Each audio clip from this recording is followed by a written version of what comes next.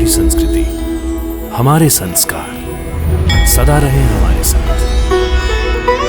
भारत के महान ग्रंथों और काव्यों का संपूर्ण संकलन। सब्सक्राइब करें तिलक। कई तरीके की एलईडी लाइट्स आपके घर और ऑफिस के लिए। GR LED lights, make India bright. तुला लग्न स्वाति नक्षत्र के द्वितीय चरण में जन्म लेने वाला ये दिव्य बालक इतना शक्तिशाली है कि सारी धरती का बोझ अपने शीश पर उठा सकता है। इनके अनंत गुण हैं जिनसे ये सब मित्रों और सगे संबंधियों को अत्यंत आनंदित करेगा। सो इनका नाम होगा राम। इनके बल की कोई सीमा नहीं होगी, अतः लोग इन्हें बलराम भी कहेंगे। बलराम? अब यशोदानंदन का नाम सुनो।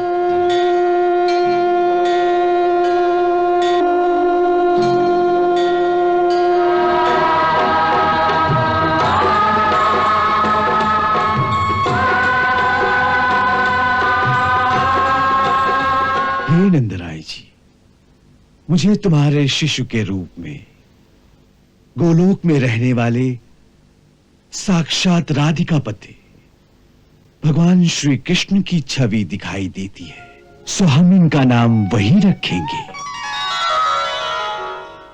कृष्ण कृष्ण कृष्ण कृष्ण कृष्ण कृष्ण कृष्ण कृष्ण कृष्ण। मैंने आपको यह सूचना देने के लिए यहां बुलाया है कि महामुनि गर्ग हमारे महायज्ञ की पूर्ण आहुति के समय यहां आशीर्वाद देने पधारेंगे। हमारी इच्छा है कि उस समय वे देवी रोहिणी के पुत्र का नामकरण संस्कार भी कर दे तो अच्छा होगा। वो यादवों के कुलगुरु हैं, इसलिए ये शुभ कार्य उन्हीं के हाथों संपन्न हो जाए तो अति उत्तम होगा। बहुत ही सुंदर योजना है गुरुदेव। इससे रोहिणी भाभी बहुत प्रसन्न होंगी। हमारे मन में एक और संकल्प भी आ रहा है। क्या गुरुदेव? आप तो जानते हैं कि इस धरती पर महामुनि गर्ग से बड़ा कोई ऋषि नहीं। वो स्वयं भगवान शंकर के शिष्य और ब्रह्मवेताओं में सर्वश्रेष्ठ है। भूत और भविष्य का ज्ञान देने वाले ज्योतिष शास्त्र की रचना भी उन्होंने ही की है। वो हमारे लिए भी भगवान की भांति ही पूजनीय है। हम समझते हैं कि इस संयोग का लाभ उठाकर यदि आपके बालक का नामकरण संस्कार भी ऐसी दिव्य विभूति के हाथों संपन्न हो जाए तो बड़ा ही शुभ होगा। गुरुदेव, हम तो आपके ही आश्रित हैं, इसलिए जो कुछ भी आप हमारे लिए सोचेंगे उसमें हमारा कल्याण ही निहित होगा। यदि आपकी ऐसी आज्ञा है तो इसके लिए मैं स्वयं उनसे प्रार्थना करूंगा। अवश्य, और मैं जानता हूं वो इसे स्वीकार भी कर लेंगे। भाभी, बड़ा ही सुखद समाचार है। क्या बात है? बड़े प्रसन्न दिखाई दे रहे हैं। आप तो गुरुदेव से मिलने गए थे ना? हाँ, और उन्होंने ही यह समाचार दिया है कि आपके कुलगुरु महामुनि गर्ग स्वयं गोकुल में पधार रहे हैं। गुरुदेव ने कहा है कि उसी अवसर पर भाभी के पुत्र का नामकरण संस्कार भी उन्हीं के करकमलों से संपन्न करा देंगे। ये तो बहुत ही सुंदर समाचार है नंदराय जी। मैं तो न जाने कब से शुभ घड़ी की प्रतीक्षा कर रही थी। और यशोदा, गुरुदेव ने एक और सुंदर योजना बनाई है। हमारे लल्ला का नामकरण भी? हाँ, गुरुदेव की इच्छा है कि हमारे लल्ला का नामकरण संस्कार भी महामुनि गर्ग के द्वारा ही हो। उनका कहना है कि इस समय संसार में महामुनि गर्ग जैसी दिव्य विभूति दूसरी और कोई नहीं। स्वयं गुरुदेव भी उन्हें अपना पूजनीय मानते हैं। हाँ, उनका कहना है इससे हमारे लल्ला का परम कल्याण होगा। सच? हाँ, इसीलिए वो स्वयं उनसे प्रार्थना करेंगे कि हमारे लल्ला का नामकरण संस्कार उन्हीं के द्वारा हो।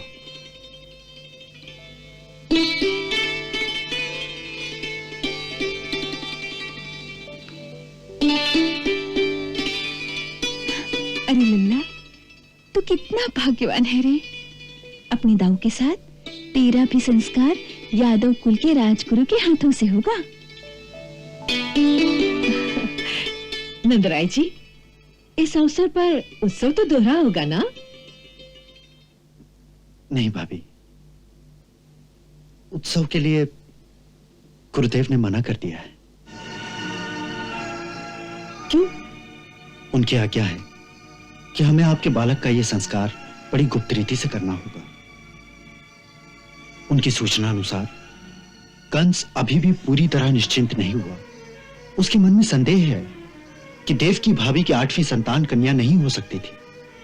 अवश्य ही वसुदेव जी ने उसे छल से कहीं और भेज दिया है। उसी की खोज में उसके गुप्तचर गांव-गांव में घूम रहे हैं। यदि उसे यह पता चल जाए कि यादवों के कुलगुरु द्वारा किसी बालक का कोई संस्कार किया गया है, तो वो उसे ही देव की भाभी की 8वीं संतान समझ लेगा, जिससे उस बालक पर बड़ा भारी संकट आ सकता है।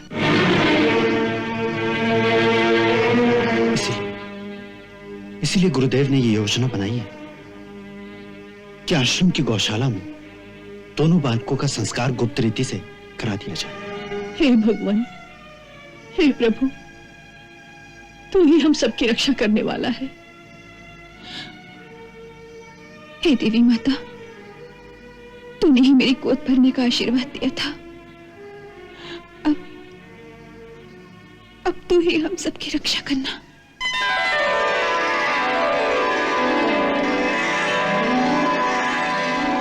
कुमार वसुदेव, जैसा मैंने आपको बताया था, मैंने महर्षि शांडिल्य को संदेशा भेज दिया है।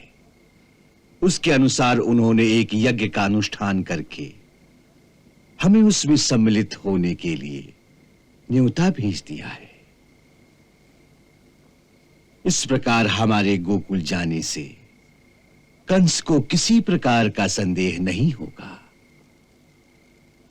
और हम आपकी इच्छा अनुसार शास्त्र मर्यादा के अनुरूप ही आपके बालक का नामकरण संस्कार संपन्न कर देंगे। गुरुदेव, ये सब आपकी परम अनुकंपा ही है।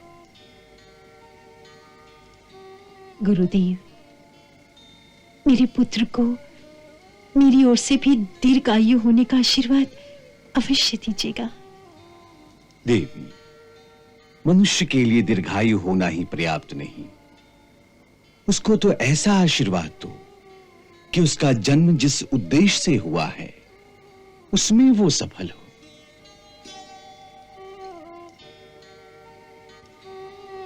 आपका कथन उचित है गुरुदेव, परंतु मां के हृदय में तो पुत्र की आयु की कामना ही सर्वप्रथम होती है।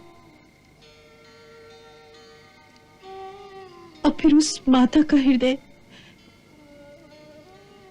जिसके 6 पुत्र जन्म के साथ ही काल के मुख में समा गए हो, उसके लिए तो पुत्र के जीवन के एक एक दिन का मोल केवल एक मां का हृदय ही आंक सकता है।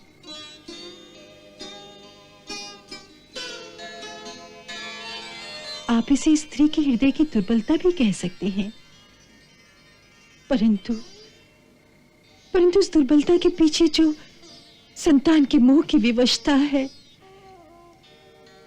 केवल एक स्त्री ही जान सकती है।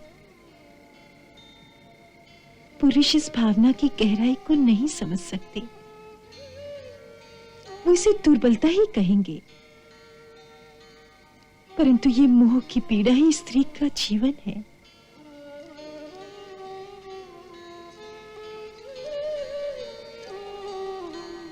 नहीं देवी, हम इसे स्त्री की दुर्बलता नहीं समझते। ये जो एक माता के हृदय में प्रतिपल अपनी संतान के लिए एक मंगल कामना उभरती रहती है, वो तो निर्मल प्रेम का एक ऐसा दिव्य रूप है जो पूर्णतः निश्चल है, जो स्वार्थ रहित है, जो एक झरने की तरह निरंतर बहता रहता है। सच्चे प्रेम का ऐसा दिव्य झरना सारी सृष्टि में मां के हृदय को छोड़कर और कहीं नहीं मिलता। और इसीलिए मां का आशीर्वाद प्राणी के लिए सबसे बड़ा कवच होता है। मां का ये निश्चल प्रेम ही प्राणी की सबसे बड़ी शक्ति है। इसीलिए जो अभागा अपनी मां का तिरस्कार करता है वो इस संसार में कभी विजयी नहीं हो सकता। सो हे देवी, हमारी बात को अन्यथा मत समझो। हम तुम्हारा ये आशीर्वाद तुम्हारी संतान तक अवश्य पहुंचा देंगे। माता का और क्या आदेश है।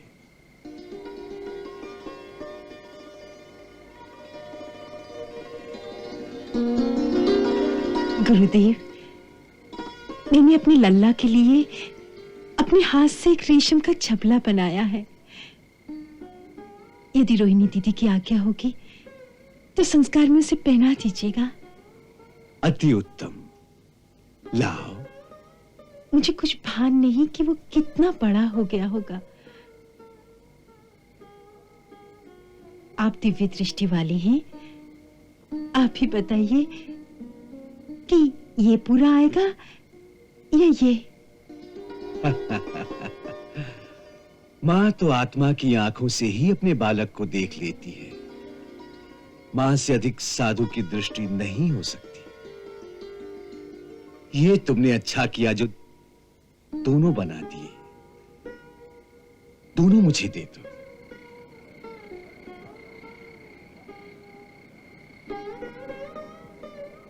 हम पहना देंगे।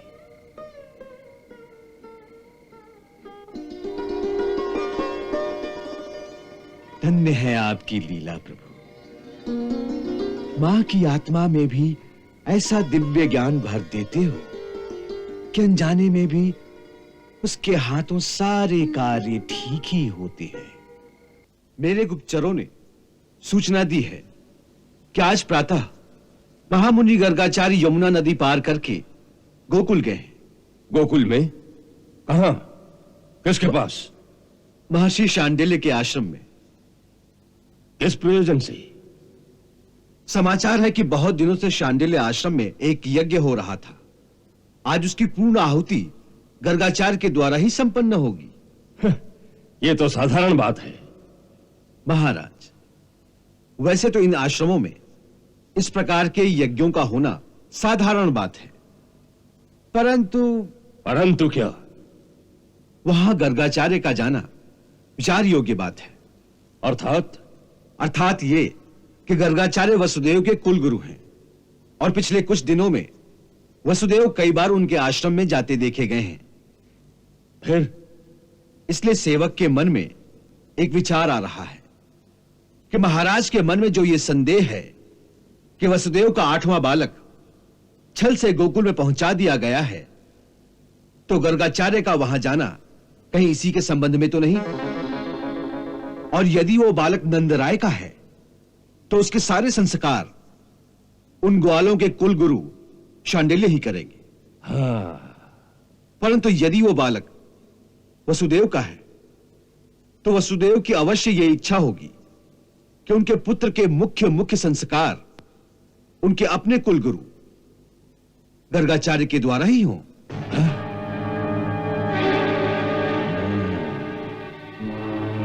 अवश्य यही बात है। महामंत्री, तुम ठीक समझे। अपने गुप्तचरों को वहां भेजो जो गोकुल में जाकर गर्ग मुनि की गतिविधियों पर पूरा ध्यान रखें। जी महाराज। हम अभी तक जो भी करते रहे केवल एक अनुमान पर ही करते रहे, क्योंकि अभी तक पूर्ण विश्वास से तो यह कहा नहीं जा सकता कि यह वही बालक है। मुझे आशा है कि इस बार यह संदेह भी मिट जाएगा। मैंने अपने 2 विश्वस्त गुप्तचरों को शांडिल्य मुनि के आश्रम में भेज दिए हैं। वो साधु वेश धारण करके वहां सबके बीच में ऐसे घूमते रहेंगे कि किसी को पता भी नहीं चलेगा। उत्तम, अति उत्तम। हाँ। मैं कितने युगों से यदुवंश की कितनी पीढ़ियों की पुरोहिताई केवल उस क्षण की प्रतीक्षा में करता आ रहा हूं, जिस क्षण का मुझे उस पूर्ण परमात्मा के बाल रूप में साक्षात दर्शनों का सौभाग्य प्राप्त होगा। आज कितने युगों के पश्चात वो क्षण तो आ गया है, परंतु विधि की विडंबना तो देखो कि उस विराट स्वरूप का पहला संस्कार जो मेरे हाथों हो रहा है, उसे मैं कितनी संकुचित अवस्था में करने पर विवश हूं। मेरे मन में युगों से एक क्षण की कल्पना ऐसी थी कि नामकरण संस्कार के अवसर पर जब मैं उस अविनाशी नाम की घोषणा करूंगा तो तीनों लोग उस नाम की प्रतिध्वनि से गुंजारित हो उठेंगे। और देखो कि आज लौकिक कर्तव्यों और सांसारिक परिस्थितियों के कारण मैं किसी गुप्त स्थान पर गुप्त रीति से अपने प्रभु का नामकरण इस प्रकार करने जा रहा हूं जैसे कोई चोरी करने जाता हो।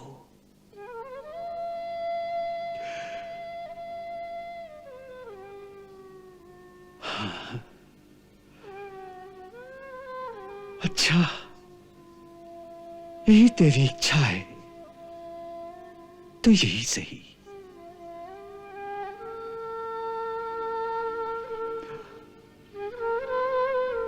महामुनि, कहां चलना है?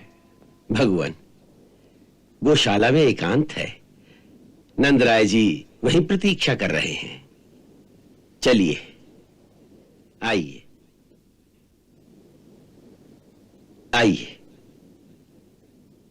मैं अनुग्रहित हुआ।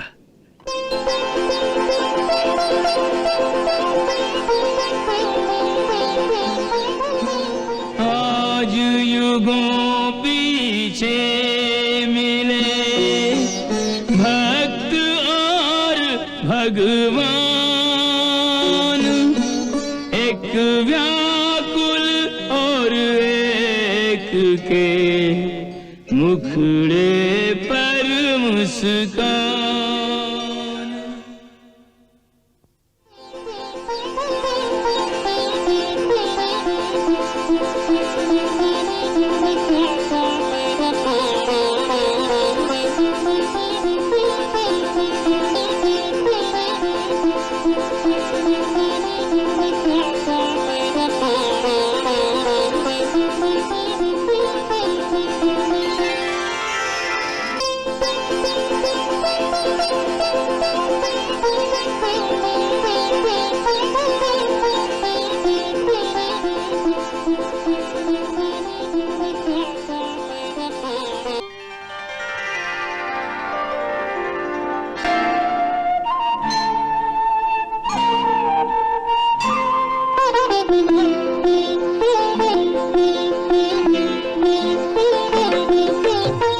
बाल रूप देखे जो कन्हाई, मुनिवर ने सुध बुध बिसराई। हर्ष अपार हृदय न समाए, नैनन में आंसू भर आए। अंतर्गति जो भई लखी स्वामी, सो जानत बस अंतर्यामी।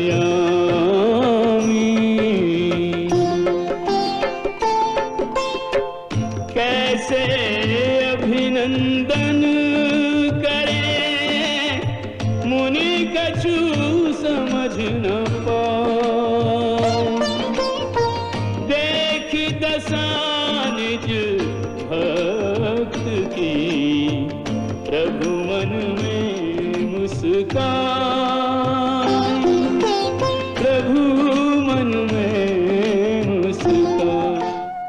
कुमार वसुदेव जी की भी यही भावना थी कि कंस को यह पता न चले कि उनकी एक संतान गोकुल में पल रही है। इसीलिए महर्षि शांडिल्य ने गोपनीय रीति से इस गुप्त स्थान पर इसका आयोजन कर दिया है। महामुनि, मेरी भी एक प्रार्थना है। कहिए।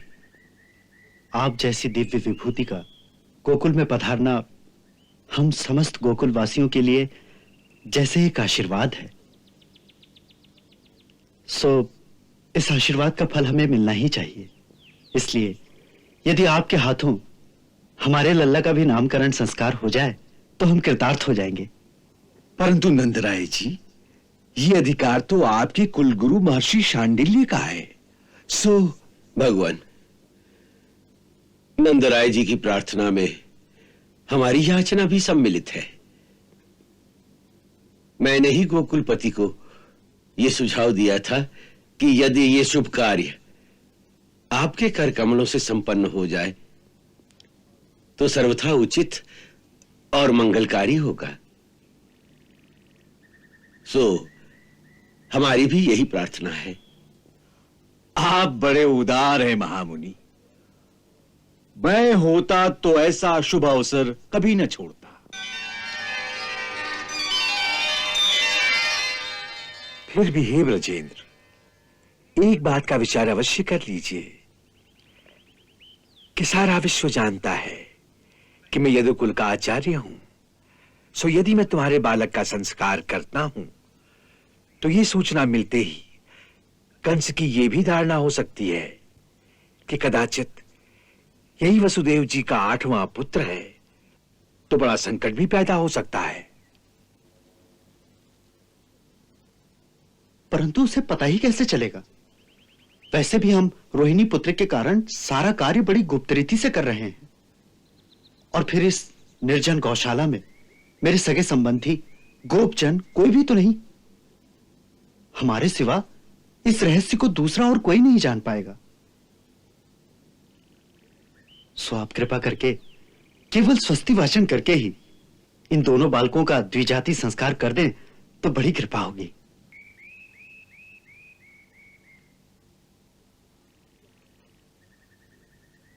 क्या आप इस रहस्य को गोपनीय रखने का वचन दे सकते हैं? अवश्य।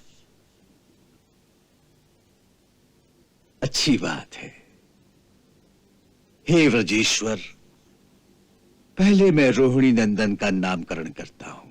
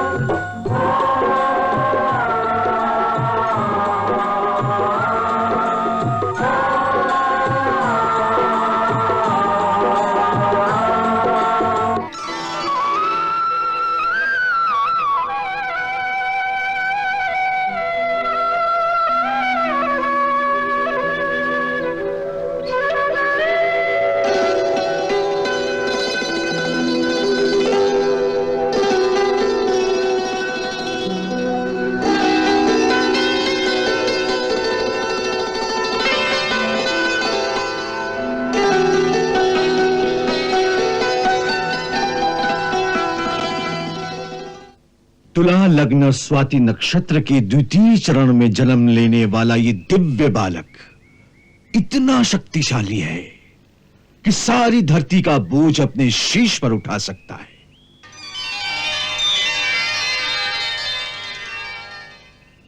इनके अनंत गुण हैं, जिनसे ये सब मित्रों और सगे संबंधियों को अत्यंत आनंदित करेगा। सो इनका नाम होगा राम। इनके बल की कोई सीमा नहीं होगी, अतः लोग इन्हें बलराम भी कहेंगे। बलराम?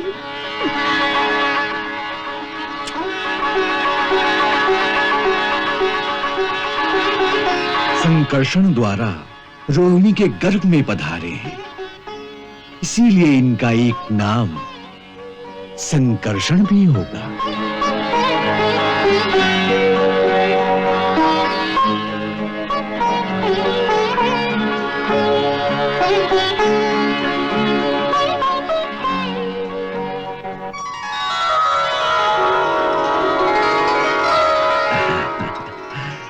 अब यशोदानंदन का नाम सुनो।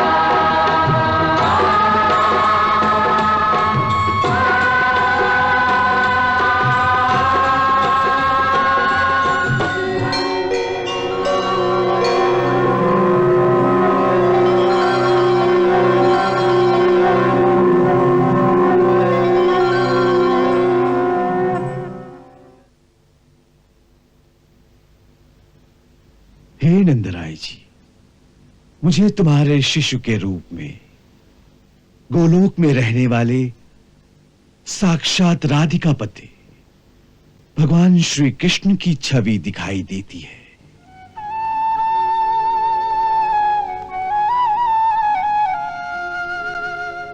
सो हम इनका नाम वही रखेंगे, कृष्ण कृष्ण कृष्ण कृष्ण कृष्ण कृष्ण कृष्ण कृष्ण कृष्ण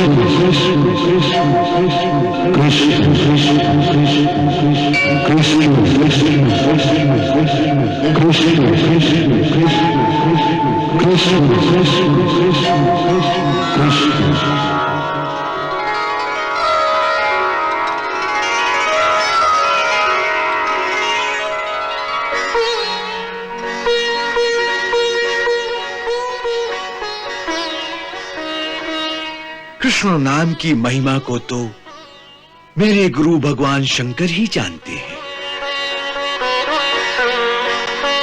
उन्हीं के मुखार बिंद से मैंने इस नाम का रहस्य जाना है। कृष्ण शब्द निर्वाण का वाचक है, रा शब्द मोक्ष का वाचक है और आ शब्द का अर्थ है दाता। सो कृष्ण वो जो निर्वाण और मोक्ष का दाता है। आपके पुत्र के और बहुत से नाम हैं तथा गुण भी अनंत हैं। सो इनके जितने अनंत गुण हैं उनके अनुसार उतने ही अनंत नाम हैं इनके, जो साधारण संसारी नहीं जान सकते। मैं उन नामों को जानता हूं और मैं ये भी जानता हूं कि आपका ये पुत्र हर युग में प्रकट हुआ करता है। हर बार इनका रंग कभी श्वेत, कभी लाल, कभी पीत, कभी काला होता है।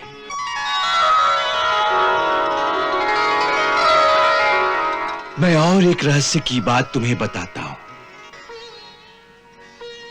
आपका ये बालक आपके घर आने से पहले कभी वसुदेव जी के घर में पैदा हुआ था। इसलिए इस रहस्य को जानने वाले लोग इन्हें भगवान वासुदेव जी भी कहेंगे। तनिक लल्ला की जन्म कुंडली तो पूछ लीजिए। इन आनंद घन के पास इतना आनंद है, इतना आनंद है कि ये बांटते बांटते थक जाएंगे, फिर भी रत्ती भर कम न होगा।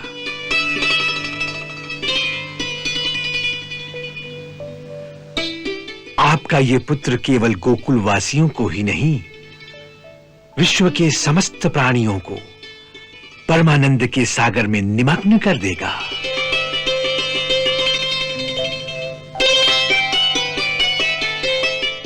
हे व्रजेश्वर, आपके इस बालक का एक बहुत विशेष गुण भी है। वो क्या प्रभु? संसार में जो भी प्राणी इनसे सच्चा प्रेम करेगा, उस प्राणी को अंतर या बाहर का कोई भी शत्रु कभी नहीं हरा सकेगा। इनका प्रेम सर्वविजयी है। ये विश्व में प्रेम की एक अमर गंगा बहा देंगे। नंदराय जी, चाहे जिस दृष्टि से देखें, गुण में, संपत्ति में, सौंदर्य में, शक्ति, कीर्ति और वैभव में आपका ये पुत्र साक्षात भगवान नारायण के समान होगा। आप लोग बड़ी तत्परता और सावधानी से इनकी रक्षा कीजिए।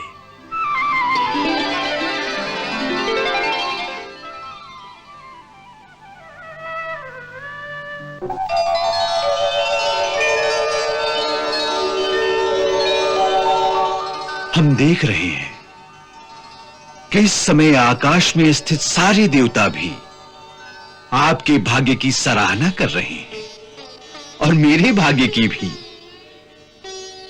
क्योंकि ऐसे ऐतिहासिक क्षण संसार में बार बार नहीं आते।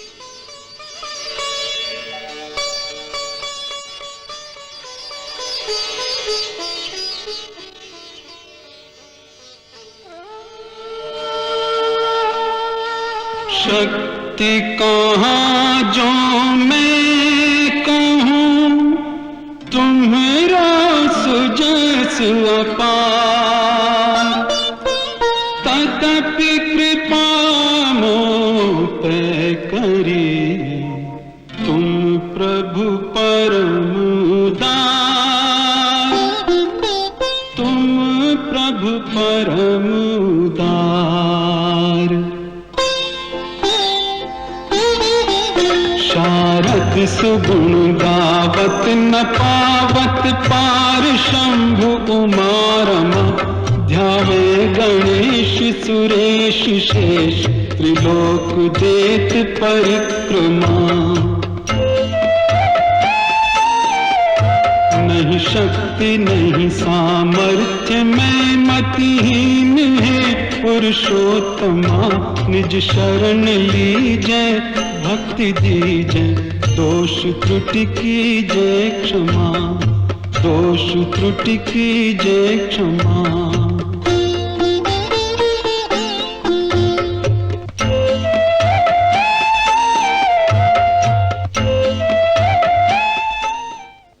था अब तक वैकुंठ में मंगलमय जो नाम, पृथ्वी पर लाए उसे मुनिवर तुम्हें प्रणाम, ऋषिवर तुम्हें प्रणाम। गर्ग भगीरथ बन तुम आए, कृष्ण नाम की